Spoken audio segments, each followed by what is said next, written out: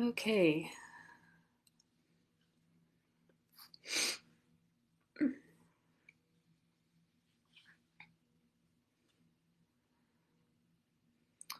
All right, it looks like this thing is live. Okay, hey y'all.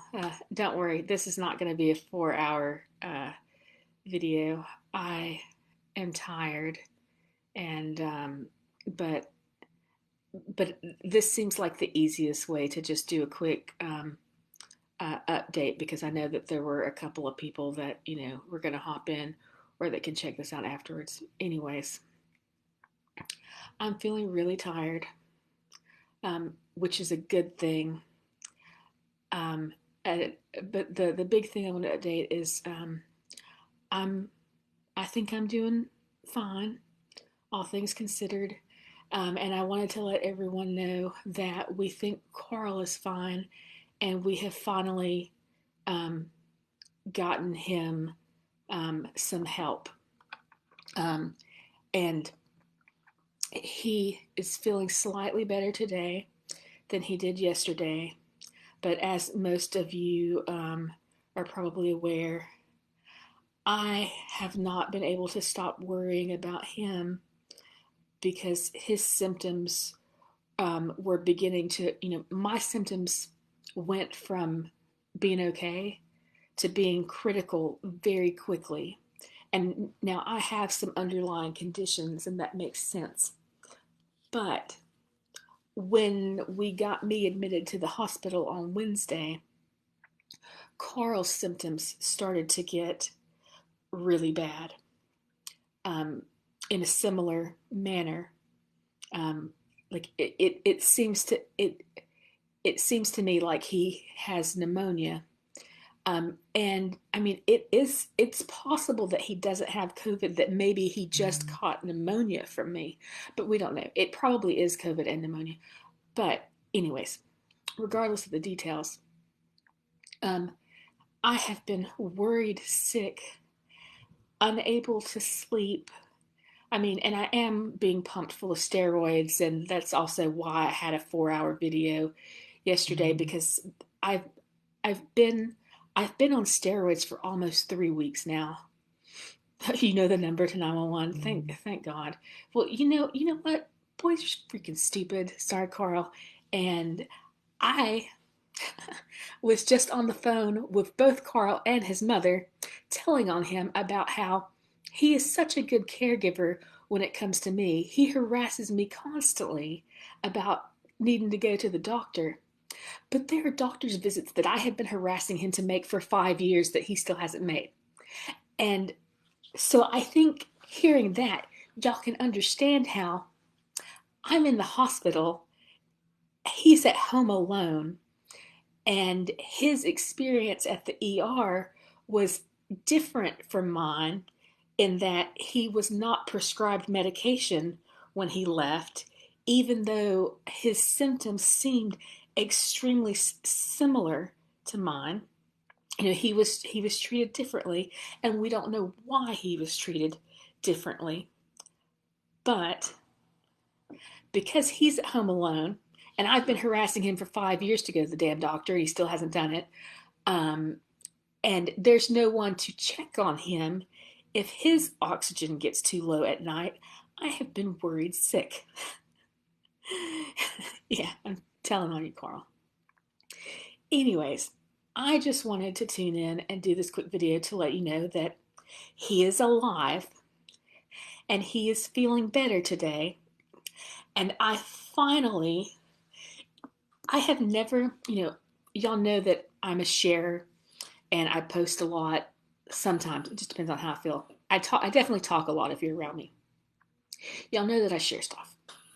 Anyways, I have, despite what a sharer I am, I have never felt like a keyboard warrior before. Like that's a title that some people like assign themselves. Like they're keyboard warriors. They use their internet to make miracles happen or something, or crowdsource stuff. And I feel like that's what I've been doing the past few days in the hospital, trying to make sure that my husband doesn't die at home while I'm in the hospital trying to recover from COVID.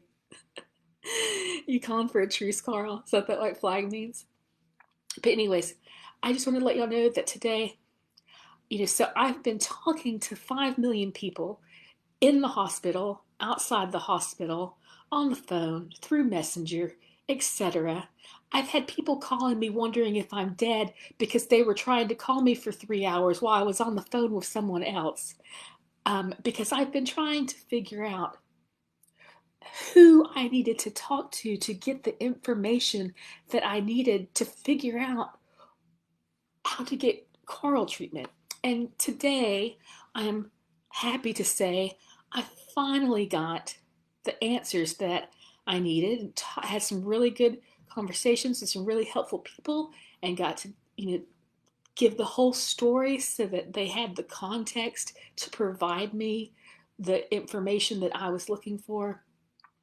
And so this is and this is gonna sound silly, but Carl called CARES because RMC didn't prescribe him medication at the ER the other day. He called CARES and told them what had been going on and asked them if they, could prescribe him medication for, basically like COVID pneumonia.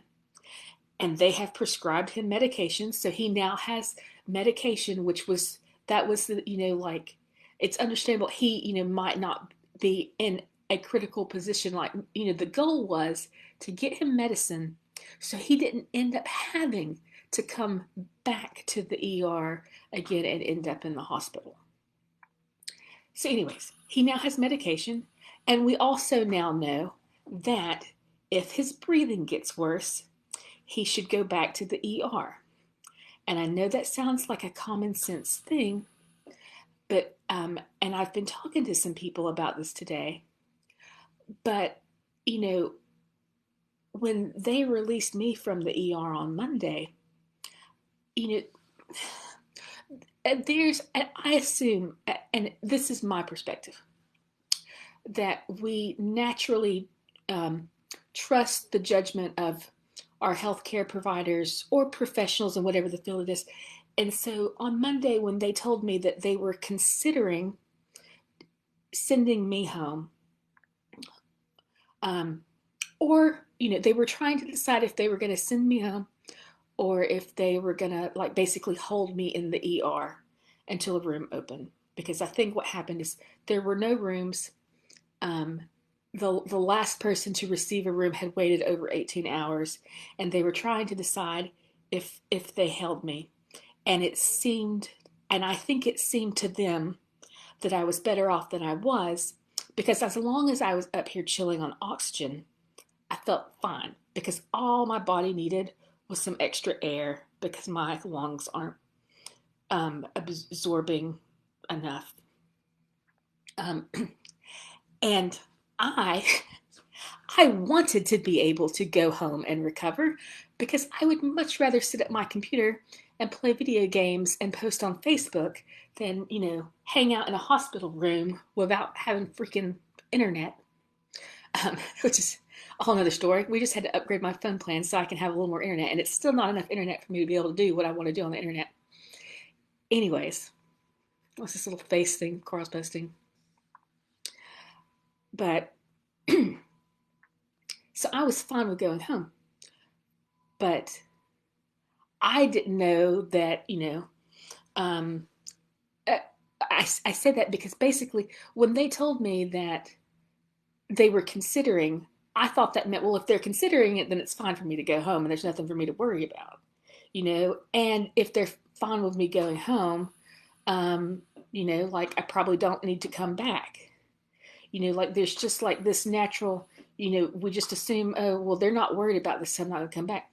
So, I mean, when they sent Carl home from the emergency room on Thursday, we don't know, like, does he come back to the emergency? I mean, if he comes back to the emergency room, are they just going to send back? I mean, like, we didn't know.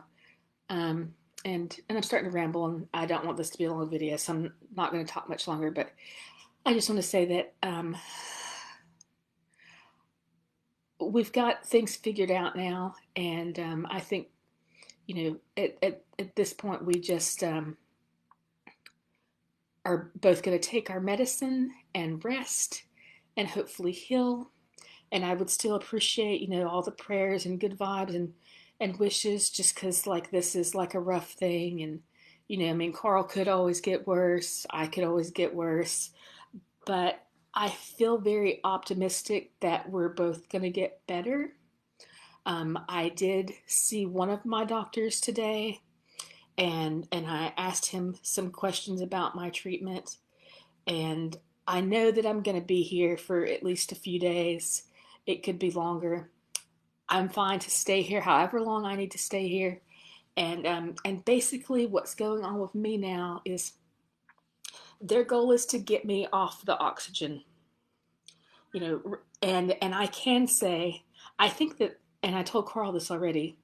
I actually think that that 4 hour Facebook Live video yesterday served as exercise for my lungs, because my oxygen levels were really good afterwards.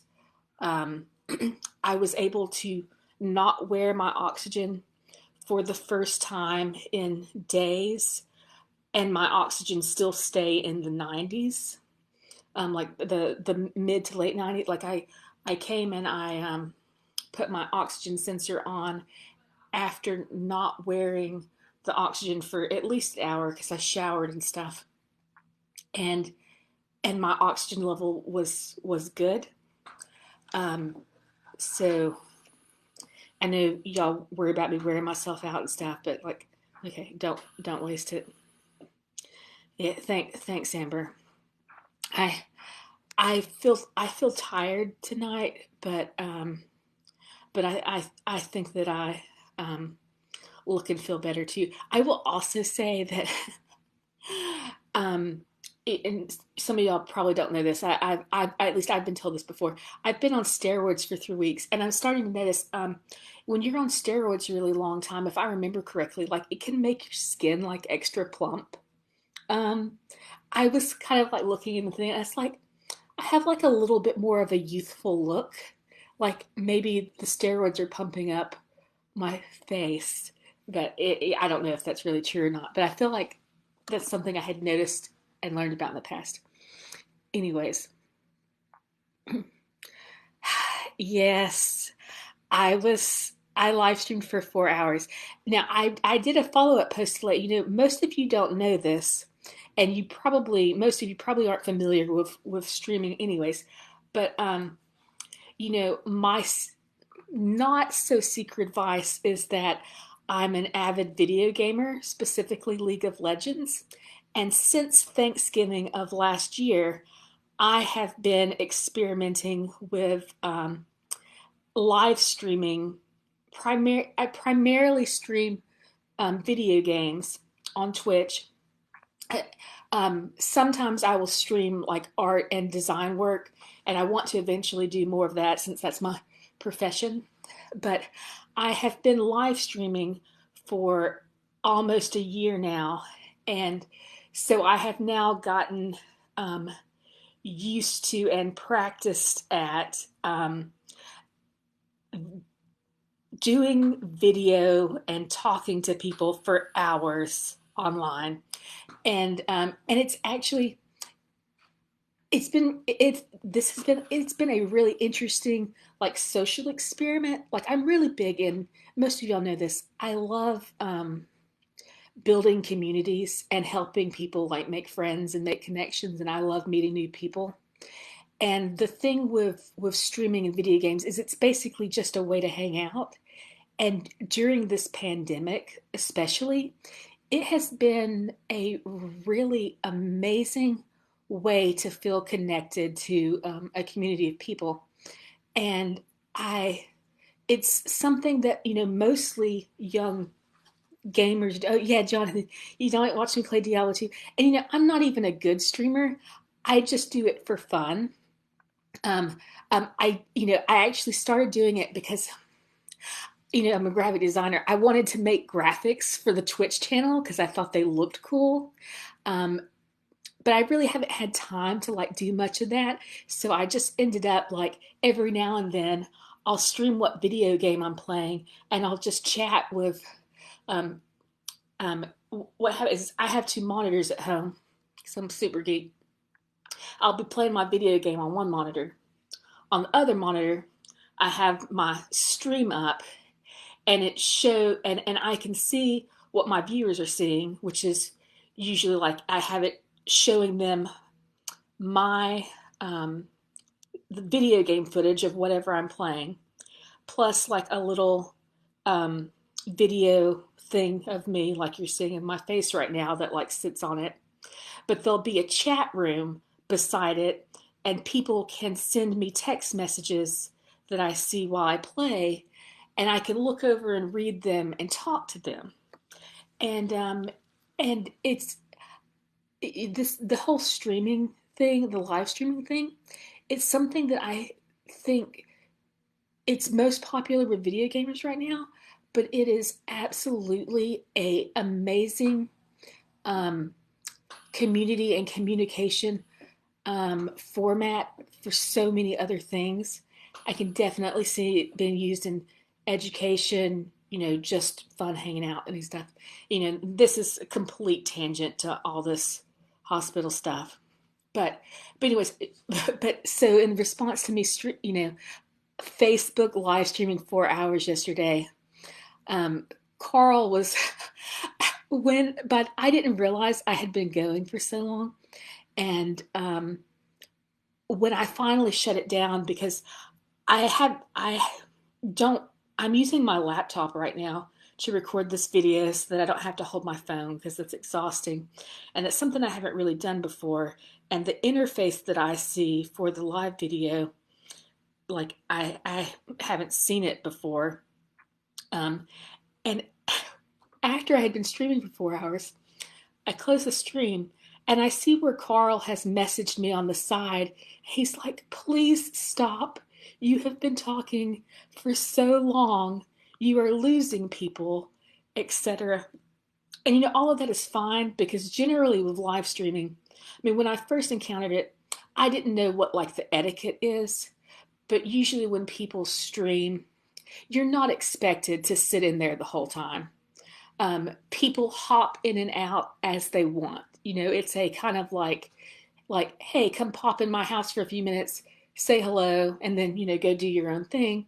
Some people hang out for a long time. It just depends on what you're talking about. Set up a green screen, super easy. I should, and you know what?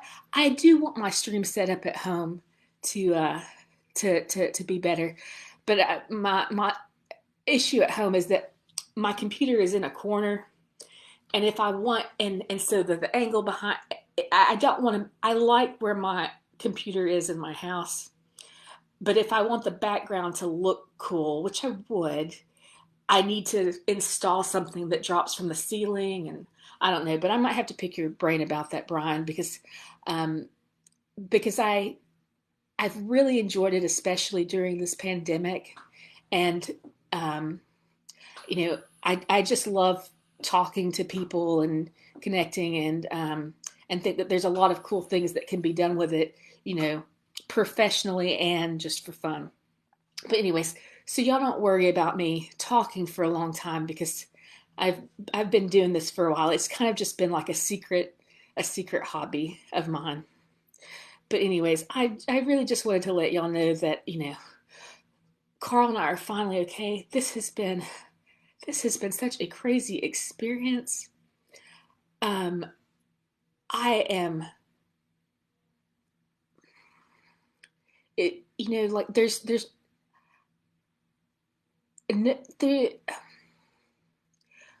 when I first caught COVID, that first week was like a mild flu, and I was like, like this isn't that this bad. Like I've had like the flu before. Like, this is cool, and the symptoms I had, I was totally fine. Like chilling at home, just playing video games, taking it easy while my body did its thing. And then stuff just got crazy really fast. And it's been scary, and there've been a few times where I thought I might die, and there've been a few times, and there's been a whole lot of time where I've been worried that Carl might die. Like I knew that he wasn't in danger of dying yet, but I was very worried that he easily could be. And because I'm isolated in a hospital, we're in the middle of a pandemic, he's at home alone and notorious for not looking after himself. I mean, and you know, he probably has COVID, so it's not like we want any of our family members to go stay and look after him. I've been worried that he would go to sleep and not wake up and no one would be there to check on him. And here I am in the hospital. I can't do anything. It has been crazy. Um, your setup $70. Okay, you have to send me a picture of your setup and let me see what it looks like. I am like legitimately curious. But yeah, this I have been talking to a lot of people, especially today, about how another interesting thing that I learned today is, I mean, because of COVID and we're trying to minimize the contact. Okay, like normally in the hospital, and I mean, I've been learning this week how hospitals work and who does what, and getting some idea of how they are usually run.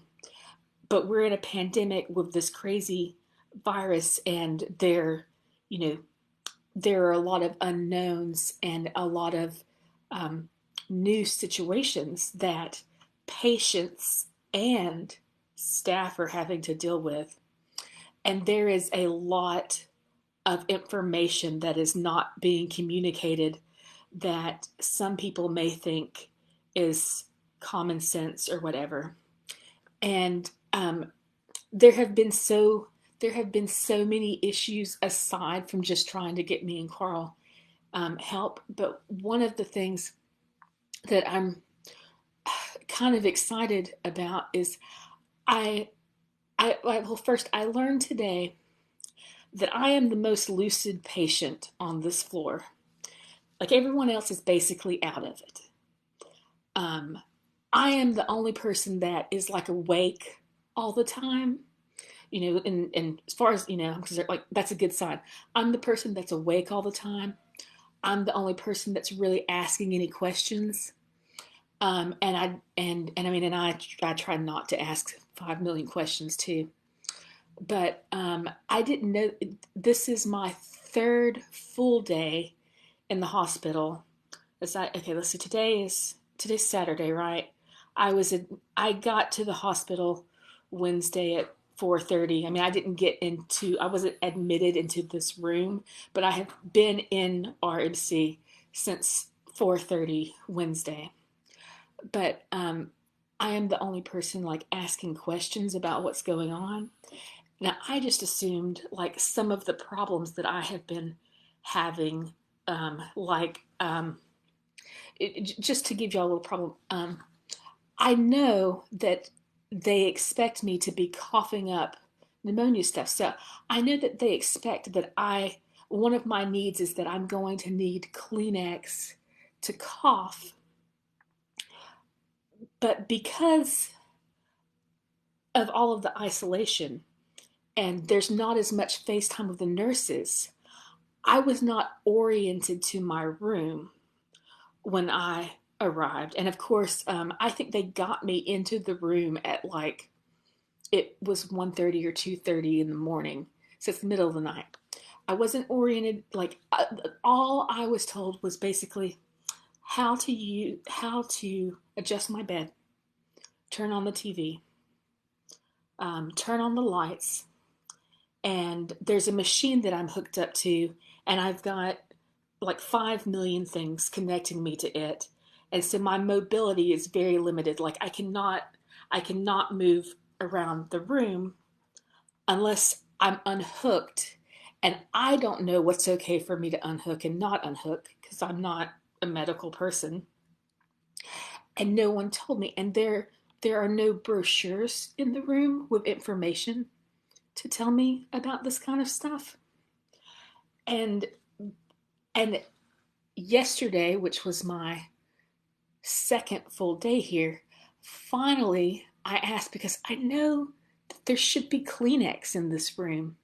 I asked a cleaning lady when they came in if there was Kleenex in the room, And part of this sounds silly because I'm the kind of person, I like to figure things out for myself.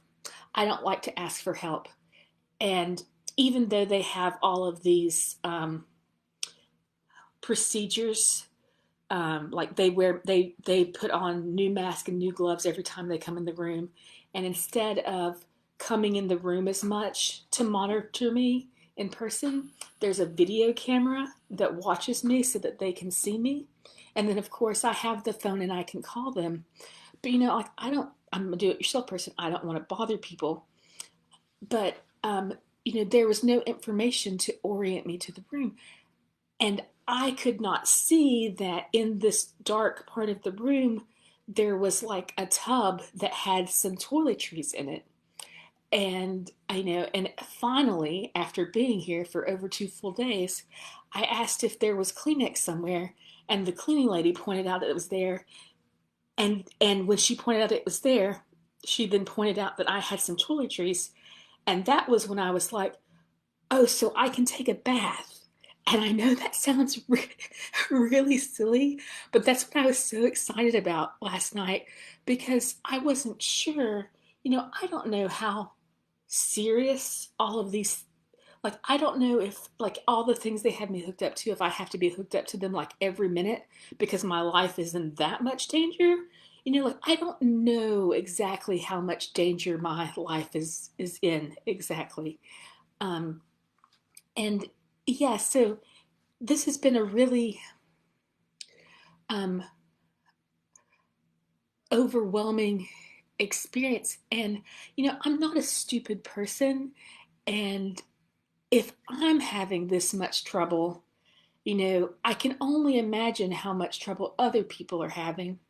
And now I know that I'm the most lucid person on this floor, and that's probably why I'm the first person to actually be conscious enough to be aware that, oh, like this isn't being communicated, etc. And yeah, so I don't know if any of my JSU people are watching this, but I might be changing my thesis project.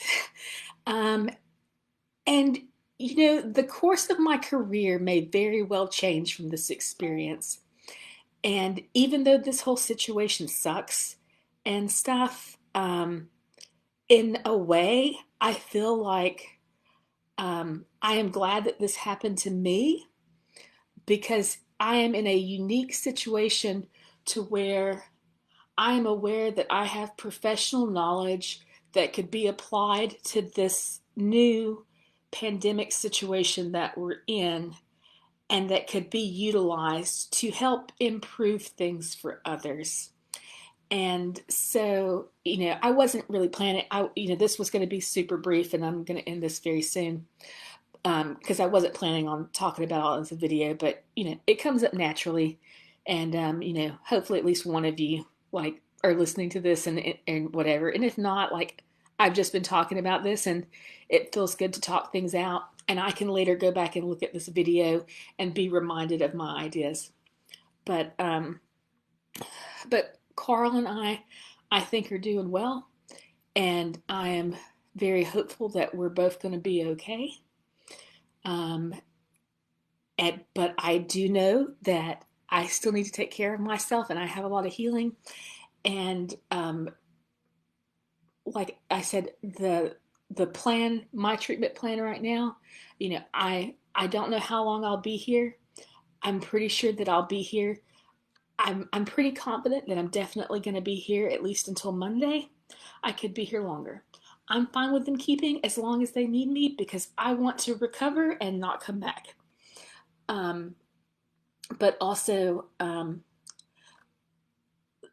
the complication that put me in the hospital is the oxygen saturation thing, which is a complication from COVID, pneumonia, etc. And their plan for getting me off of the oxygen is I have this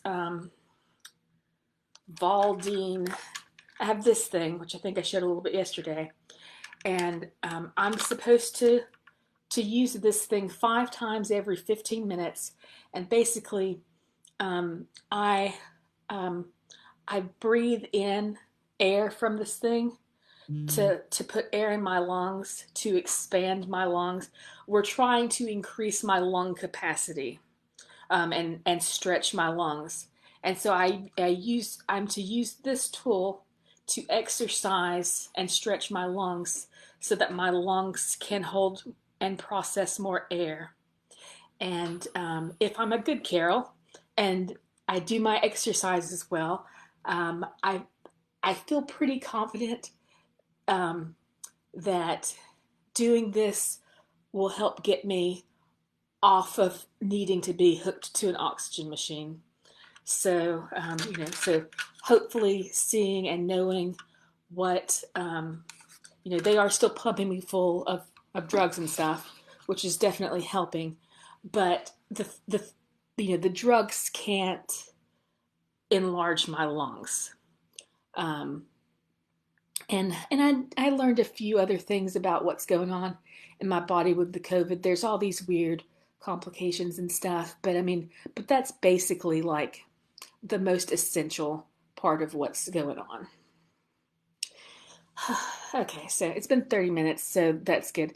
So, I don't know who's still in here. Maybe Carl is. Um, Thank y'all for all of your well wishes.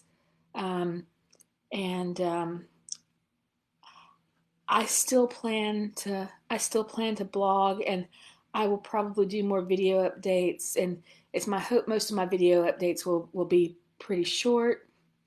But for me, this is like it's a lot quicker for me to sit here and just talk to whoever like hops in for a minute than it is for me to like individually message every single person.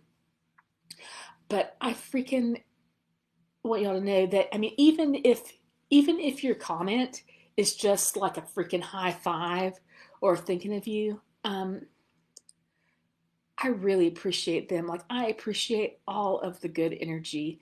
It means a lot. And I'm not normally, or don't normally consider myself a very like mushy or emotional person, but this shit got real quick. And I definitely have, I mean, I feel like I've always had an appreciation for my community and all the people that I know. But now more than ever, because I swear that I feel like I would probably be dead I could possibly be dead right now if I had not in a way crowdsourced my own healthcare advice by posting about stuff on Facebook and knowing enough people and getting lucky to know that some of the people I know, like, know some good professional stuff to give me advice in this crazy time. So, thank you, Deborah. All right, so with that, I'm gonna say good night, and I'll check in again tomorrow and stuff. But I do feel like I feel like Carl and I are both to the point that everyone can stop worrying that we're gonna die at any minute. So hopefully you can all sleep better tonight too. I I'm pretty sure this is going to be the first night that I actually like sleep okay. So, anyways, all right. I love you all. Thank you, and just keep sending us that good energy. That's more than enough. And like I'll see y'all around.